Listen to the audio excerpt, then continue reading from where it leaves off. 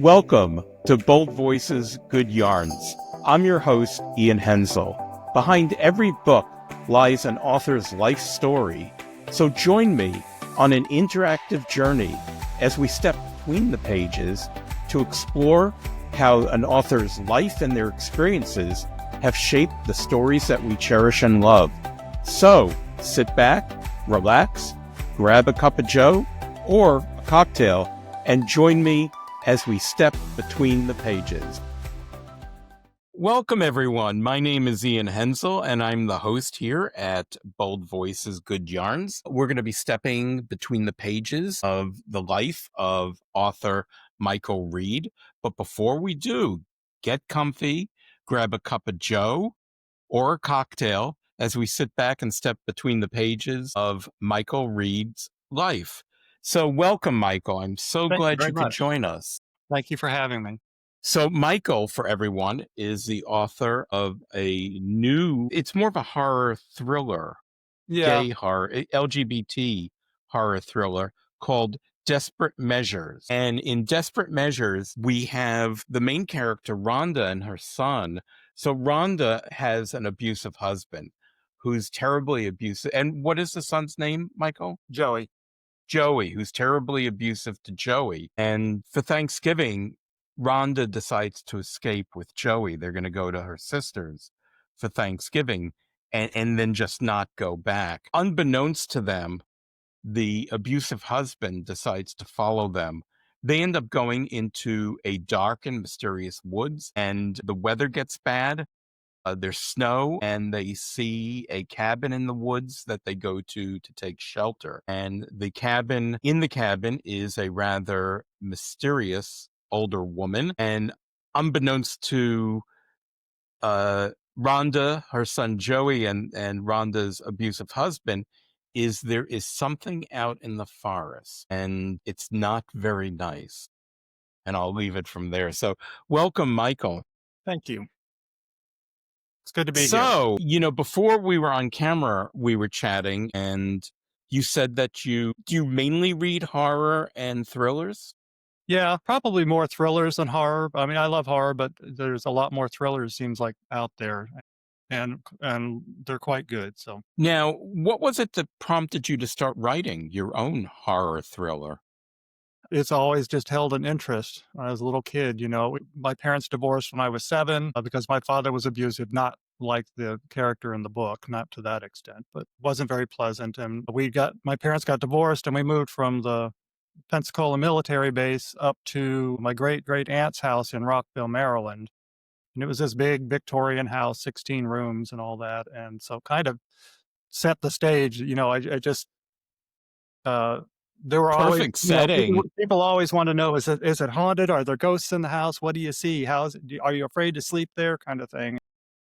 I never was, but I've always had an interest in it. And that was the house haunted? Huh? Was the house haunted? Were there creaks and groans in the middle of the night? The house is 100 years old, and so it was always settling. There were a few unnerving moments in it. My brother and I were playing around in the upstairs hallway after bedtime, which was a no-no, but Mom wasn't up there, so that downstairs was dark, and we heard footsteps coming up the stairs, and very slowly. And we thought at first it was the house is just settling, but it was actual somebody walking up the stairs. And we freaked out and ran into the bedroom and shut the door and basically hid under the covers. And it was never resolved. I have no idea what it was. When I lived abroad, I lived in the UK, and I lived in Bath. The flat I rented was, a few hundred years old. And I've never particularly put much stock in that sort of stuff, but in this flat, the entire time I lived there, I felt like I was being watched. And I've not felt that in other places I've lived in. So these things there are more things in heaven and earth. Seems like. Right? Yes, I had a similar experience to that when I worked at the Stanley Hotel in Estes Park, Colorado for 5 years. That's the hotel where Stephen King stayed when he got his inspiration for The Shining. And there's parts of that hotel that even the maids wouldn't go to by themselves. for the same reason, just that nothing really happened, but just an overwhelming feeling of you weren't the only one there kind of thing. So, you started talking, that you grew up in Pensacola, Florida, and you left Yeah. when I was your about mother 7. separated from your father, who you said Yeah. was abusive. Can you share a bit about how your upbringing shaped your worldview? Well, I have to say I was incredibly relieved when we moved. It was just always there was just anger in the house all the time at my dad's with my dad there. And we moved to Rockville, and household was fairly liberal. My great aunt, was just this wonderful old woman who invited us into her house. We lived there for 8 years, and just growing up there, mom was going to school there, and so she was involved in the theater at the college there in Rockville, and later, a couple of years after we moved in, a couple of those people were boarding in the house. So we were kind of we had this, actors coming and going kind of thing. It was a very interesting place to grow up in an environment. I mean, it was very safe. So for Joey, it sounds so Joey is abused by his father. Yes. And how much of yourself did you put into Joey? Some, I don't know, have a percentage, but just I think I started his character out as me. There's a lot that's not in the finished book that just stuff trying to put down everything I could think about him, and so it started with me and our experience living with my dad and all that. But then, and I've heard, I've known people who've had much worse experiences than I did, and it just started to snowball as his character and the environment that he was being raised in. Was it your experience that led you to write the story? Oh, kind of. That's a hard one. I mean, because there's a That story came folkloric about aspect because I to it had a as well. picture in my head of a mother and son out on a road, and a policeman was there, and they were saying, "Oh, we were trapped in this house down the road." Isn't actually in the book because I've changed the landscape a bit, but the policeman's like, "Well, there's no house there. There's just an old burned down cabin," kind of thing, and that was the first picture in my head of the story, and then I came up with Ida, who was one of my favorite characters I've ever written. Who's the old lady who lives Yes, and originally she was elderly. in the cabin? Yeah. Yes.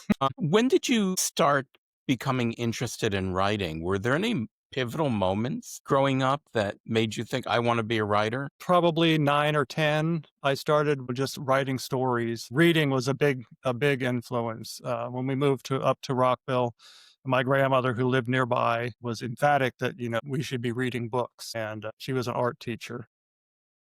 And she used to come home with boxes of books that had picked up at the giveaway or the sale at the book depository for the county library system. And so there were books everywhere in the house of all varieties and for all age groups. And so it was just constantly going through and finding something wonderful to read. And then the natural next step of that was wanting to create stories. Now, as an adult, you said before we started the show that you read the horror thriller genre. Did you read that when you were younger? Not as much. In my back, once I started into adolescence is when I got into more of the horror genre. My first horror book that I ever read was Shirley Jackson's The Haunting of Hill House. Oh, fabulous, fabulous I was like eighth book. grade, and I was like, oh, this this is what I have to do. And the first version of the movie, But yeah, the the original, first movie version of the book, yes, from the 60s. was excellent. The remake, No, the remake. I think they did everything wrong Yeah, it because doesn't even the need to book be is mentioned. atmospheric. I classify The Haunting as the scariest movie that I've ever watched, and nothing happens. Yeah, and that was what made it so brilliant. It's acting and some sound effects, and that's it. So what And other some things interesting attract camera angles. What attracts you about the genre? I've thought about that in the past, and I'm not sure I understand why. Of course, looking around at the world these days, there seems to be enough horror there already. But there's something different about the story where you're in there, and I guess you're being part of the characters in their head and understanding what they're going through and relating to it to a certain degree, of course. Well, in Desperate Measures, your novel, there's a folkloric aspect to it. The entity that's in the woods. Where did that come from? That came completely out of my head. I'd done some research. My grandmother I mentioned earlier, aside from bringing home books, she used to take us out to all the folk festivals and things, especially over here in West Virginia and some in Maryland and down to the Smithsonian. We were down there all the time, and it was just always there. The Foxfire books that she brought us home, which were from the 70s, I think. There was some college students going around and interviewing old people, elderly people back in small mountain communities to document their lives and how they did things and all that. And those were fascinating. And so I've always had this like interest there, but I couldn't find any legend or whatever that would quite fit what I wanted in the story. So So is it an amalgam of legends or I mean, you could possibly, but no, I don't think so. now you live in I knew what I needed this thing to be and do, so that's what now that's you live in, I believe, a small city, small town in small West town, yes. Virginia. Small town in West Virginia. How does that influence your writing? Well, I wrote that book here when living in this house that I built.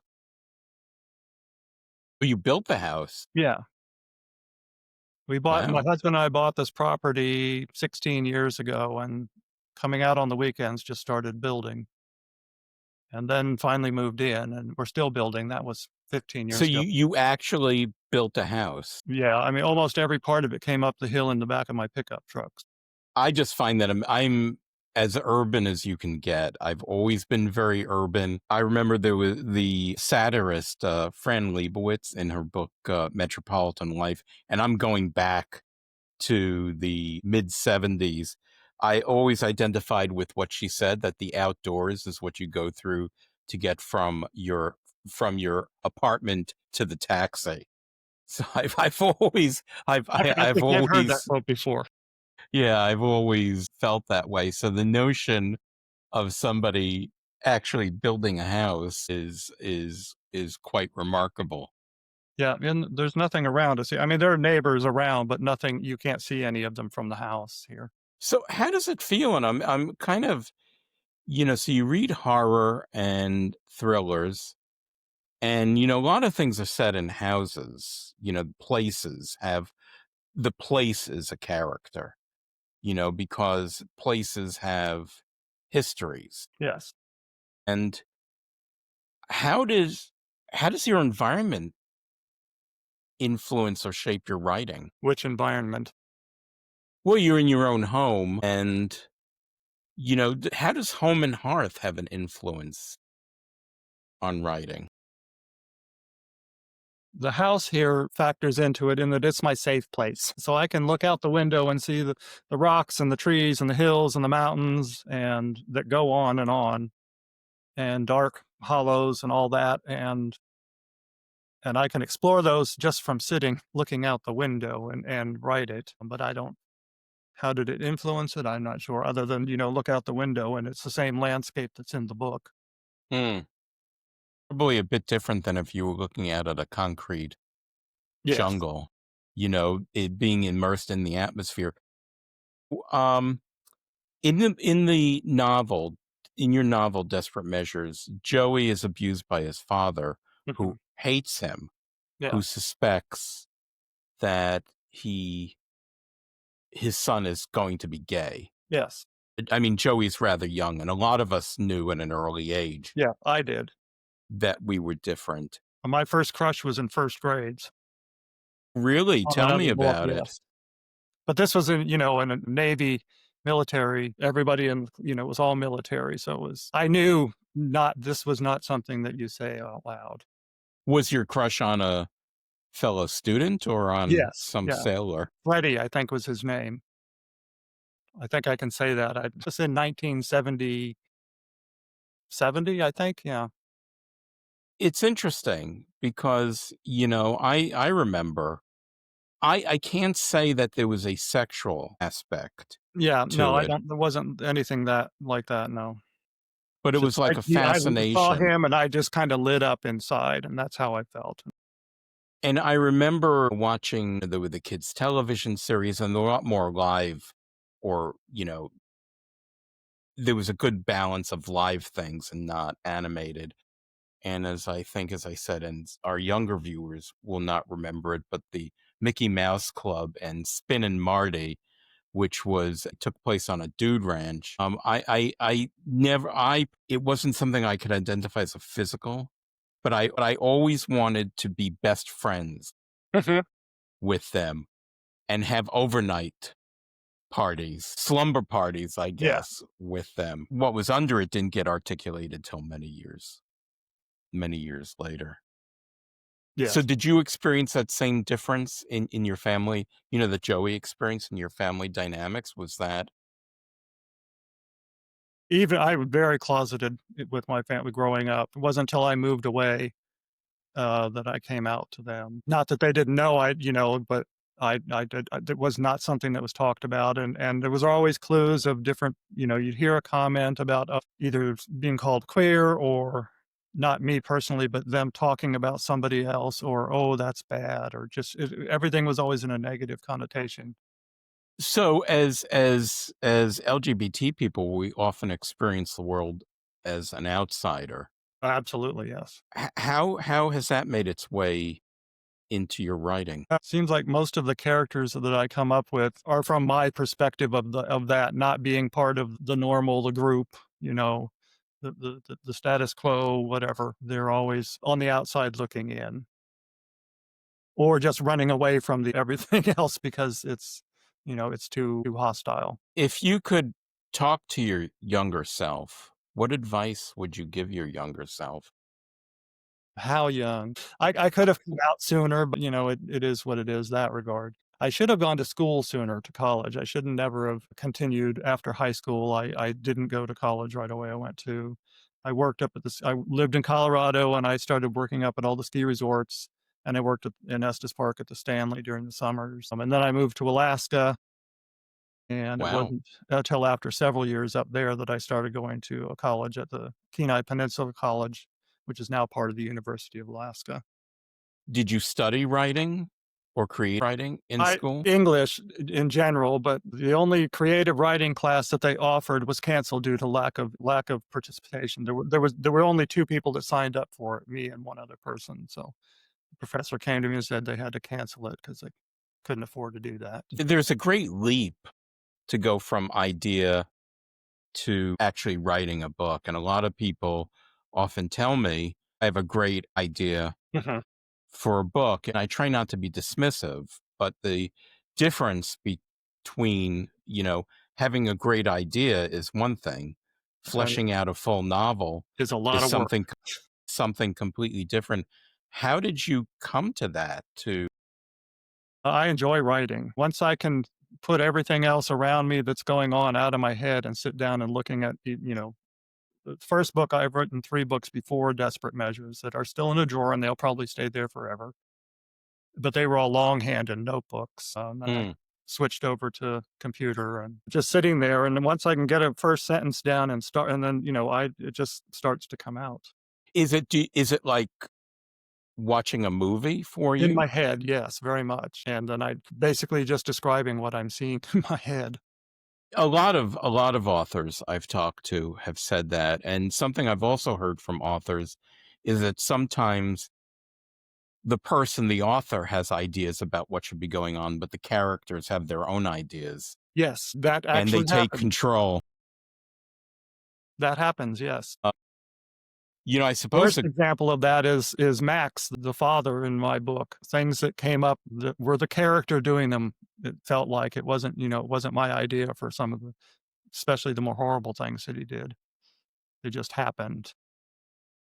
And so I just went along with it and then made him quite well, a what, despicable person. what a great authors have got. I remember this is a very early thought I had when probably I was 7 or 8 years old, and it was about books and movies, and I think I was taken to my first live stage play, and I thought to myself, God, this is a I didn't think, oh, this is a godlike ability, but this is the ability to create people and worlds, to bring to life people and Yes. worlds that It's didn't fun. exist. It is, but so I want to pivot to, I know, everybody's favorite question. Sure. When authors write a book and they create a world, they create people in it. So if you could live in a book or visit a book, and I know you read horror and thrillers, what book would you like to live in or visit? Well, I mentioned to you earlier, we were talking, and yeah, that lots of the authors I read, they're very good at describing the scenery and stuff and the setting of the place. And a lot of those I love, but once the meat of the story comes out, you really don't want to be there. And I had a really hard time with this, thinking about this question, trying to, and what I came up with is, given where we are right now in the world and everything going on, is wouldn't be living in a Beatrix Potter novel be really nice right now?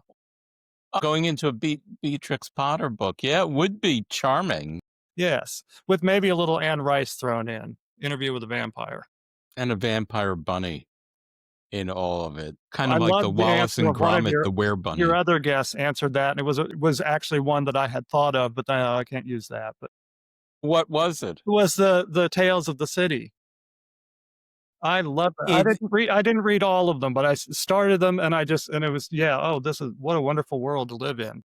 it's interesting. I should have a scoreboard on my wall with how many times people have said, I mean, we don't interview just LGBT people, but Right, yeah. it's been predominantly that, it's a very common thread that people say Tales of the City. And I think it's because Armistead Maupin created a space that had a little intrigue and danger, but it was Yes, cozy and yes, supportive. And the characters had a relationship with each other. So it was, in a way, it was a very much idealized yes, absolutely. place, which is why I think a lot of LGBT people can relate to that work because, if it's Choice of Living in Pit in the Pendulum by Poe, or visiting, I think it was Russian Hill, Barbary Lane I think it was Russian Hill Yeah, I in think so. San Francisco. I'd much rather go to Barbary Lane than Yes, to the mansion hands down. in the Pit in the Pendulum. And I've never been to San Francisco, but yes, yes, absolutely. You've never been to San Francisco? No. Well, I've only been through California briefly, driving through from Colorado, visiting friends in Oregon, then driving back to Alaska. I don't know. The authorities, the LGBT Politburo might come asking for your gay card back. I've been to New York a lot. Does that count? My hometown. And my husband and I were married in Provincetown, Massachusetts. There you go. So you get additional points on your gay Yes, card. So what are you working on now? Are you working on a new book? I am. I'm working on two. One I'm actually working on, another one that I'm just kind of working on in my head, which is actually a sequel to Desperate Measures. But the one that I'm actually working on now it's a standalone, straight up horror. But it takes place in Alaska, which I miss a lot. I haven't been up there in 20 years, but I lived there for 14 years and still think about it all the time, especially on hot, humid days here.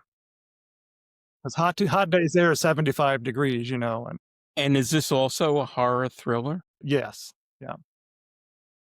I can't say a whole lot about it because I just can't. No, that's okay. I'm sure your publisher will be very interested once it's completed. Well, Michael, it's been delightful. I think you're our first horror writer on the I'm honored. show. So you have that esteemed position as being the first horror writer. But I want to thank you for joining us. And Thank you so again, much. yeah, it's been delightful. Maybe we could chat again. So for everybody out there, we've been in conversation with Michael Reed.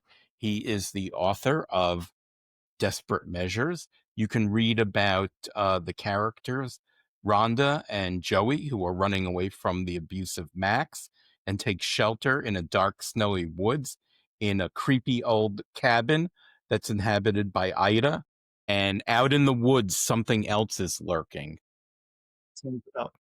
And I want to remind everybody to please hit the subscribe and follow, because that really helps us, and it helps in these world of algorithms that we live in today. We were all being reduced to formulas. It helps to surface our show to more readers. So again, thank you, Michael. Thank you for having me. It's been fun. Thanks. Bye. Bye. You've been listening to Bold Voices, Good Yarns, brought to you by Rattling Good Yarns Press. Subscribe to our channels on Spotify and YouTube, and follow us on social media. Search for Rattling Good Yarns Press. Also, visit our website at rattlinggoodyarns.com, where you can find great reads and interesting articles about the world of books. See you soon!